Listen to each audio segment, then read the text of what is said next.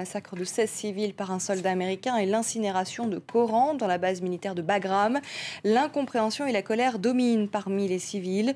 Le gouvernement afghan demande donc à l'OTAN de se retirer dès 2013 et non fin 2014, ce qui était initialement prévu. Pour en parler, Gauthier Rybinski est avec nous sur ce plateau. Bonjour Gauthier. Bonjour Marianne. Alors après 11 ans de présence sur le sol afghan, peut-on dire que c'est un échec pour Washington ?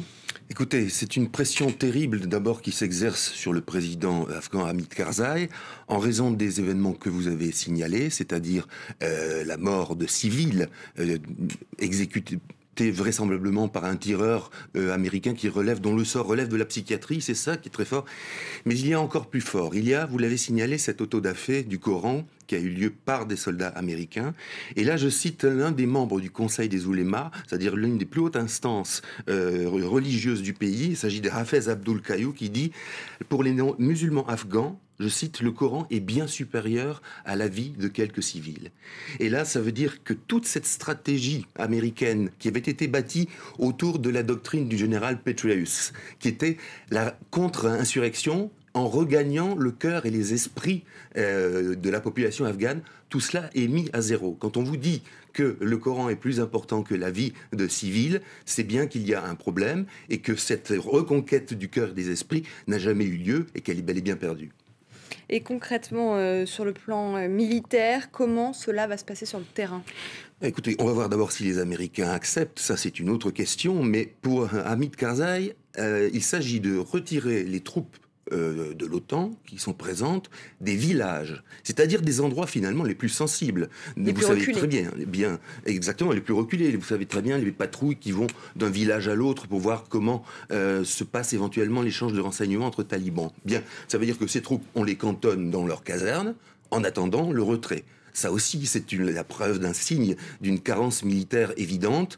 La conquête de territoire, et les Français sont bien placés pour le savoir, par exemple, le contrôle d'un territoire comme la vallée de Kapisa est quelque chose d'inextricablement compliqué. Donc voilà, là aussi, militairement, si les États-Unis acceptaient, il y aurait une sorte d'aveu de faiblesse.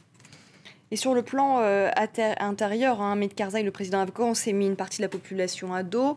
Est-ce un moyen de s'imposer en frappant fort ? Et surtout, est-ce que les Afghans ont-ils une armée assez puissante pour prendre le relais des troupes de l'OTAN ?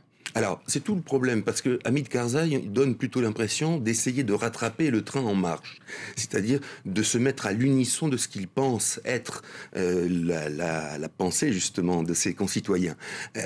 Tous ceux qui parlent du choc des civilisations, de l'affrontement des civilisations, aussi bien en Afghanistan qu'en Occident, boivent du petit lait quand on entend des choses pareilles. Il essaye de se mettre de ce côté-là, parce qu'il sait qu'il est accusé de corruption, mais le problème qui se pose pour lui, c'est qu'effectivement, s'il demande un départ anticipé des États-Unis, ça veut dire aussi que son armée doit être prête pour prendre le relais. Et ça, on sait très bien qu'elle n'est pas prête à le faire, qu'elle n'est pas encore suffisamment mature pour pouvoir aborder ce genre de mission.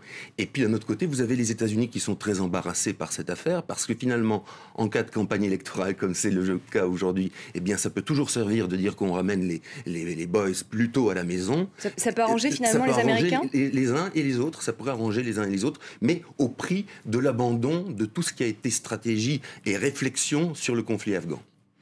Merci beaucoup Gauthier Rybinski pour cet éclairage sur l'Afghanistan. Il est 8h46, c'est l'heure du rappel des titres. Journée de deuil national en Belgique, le Royaume rend hommage aux 28 victimes dont